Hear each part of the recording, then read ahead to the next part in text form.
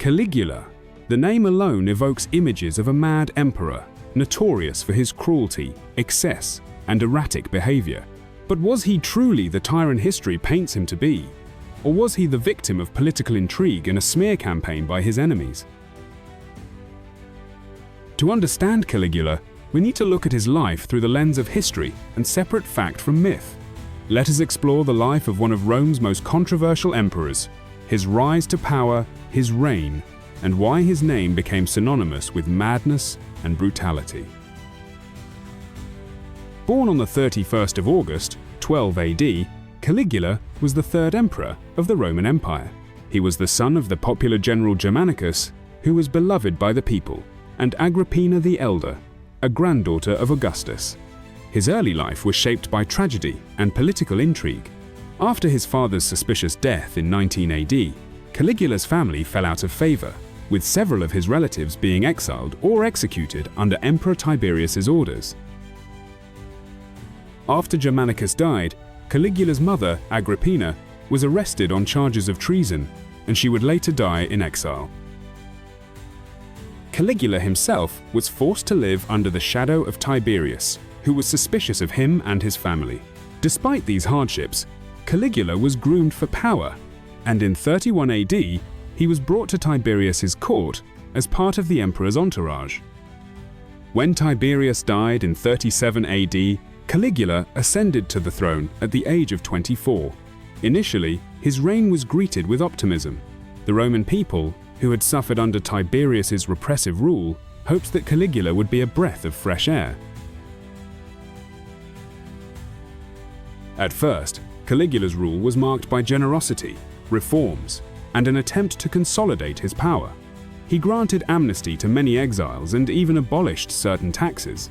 His reign was seen as a potential return to the glory days of Augustus, and for the first few months, he was celebrated as a youthful and charismatic leader. However, after a short period of relative stability, Caligula's behavior began to change dramatically. What started as the reign of a popular young emperor soon turned into one of cruelty and excess. Historians debate what caused this shift, but there are several theories. One possibility is that Caligula suffered from some form of illness. After a severe illness early in his reign, many contemporaries believed he emerged from it with a radically different personality. Some modern scholars speculate that this illness may have led to a psychological break, explaining his increasingly erratic behavior. Another factor that may have contributed to his infamous reputation was the tension between Caligula and the Roman Senate. Caligula quickly became hostile towards the Senate, even demeaning its members publicly. He famously referred to them as men who wear the toga but have no power, a clear insult to Rome's ruling class.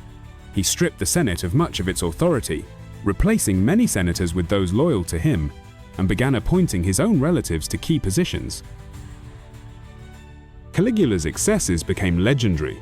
He threw extravagant banquets that drained the empire's treasury, and his appetite for indulgence seemed insatiable. Some accounts describe him hosting lavish feasts, where guests would drink and revel in excess, sometimes even playing pranks on his guests, by forcing them into degrading situations for amusement. He is also said to have made grandiose claims about his divinity, which further alienated the Senate and the people. It is reported that Caligula declared himself a god, demanding to be worshipped as such. This may have been an attempt to consolidate absolute power, but it also set the stage for deep resentment among the Roman elite, who saw this as a dangerous form of arrogance. Perhaps the most bizarre story associated with Caligula is his alleged plan to make his horse, Incitatus, a consul, the highest office in the Roman government. While many historians believe this story may have been exaggerated, it's clear that Caligula's relationship with Incitatus was far from ordinary. He reportedly gave the horse a marble stable, a jeweled collar, and a house with servants. Whether this was an act of satire or a genuine attempt at mockery is debated by scholars, but it only added to Caligula's reputation for madness. However, it wasn't all indulgence and madness. Caligula did engage in military campaigns, including plans for an invasion of Britain, although they were never fully realized. His campaigns were often more about showmanship than military strategy, with extravagant preparations and speeches, but little actual conquest. Nonetheless, his military ambitions were another way for him to project power. As his reign grew more erratic, a conspiracy began to form against Caligula. His cruelty, his lavish spending, and his increasingly tyrannical behavior alienated both the Senate and his own close advisors. In 41 AD, after just 4 years on the throne, Caligula was assassinated by members of his own Praetorian Guard, along with senators and officials who had grown tired of his reign. His assassination was brutal. According to the historian Suetonius, Caligula was stabbed multiple times, with the final blow coming from one of his own bodyguards. His death marked the end of one of the most controversial and short-lived reigns in Roman history.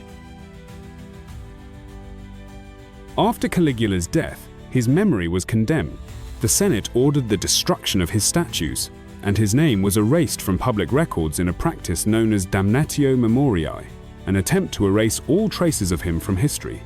Yet, despite this, Caligula's legacy has lived on in history, often depicted as one of the most controversial figures of antiquity. So, was Caligula truly the mad tyrant history suggests? Or was he a victim of political smear and historical bias? It's clear that Caligula's reign was filled with excess and cruelty, but we must also consider the possibility that much of what was said about him was exaggerated by those who had reason to see him removed from power. While we may never know the full truth, Caligula's story remains a captivating chapter in the history of Rome, filled with both grandeur and madness. What do you think about Caligula? Was he truly as mad as history suggests? Or was there more to the story?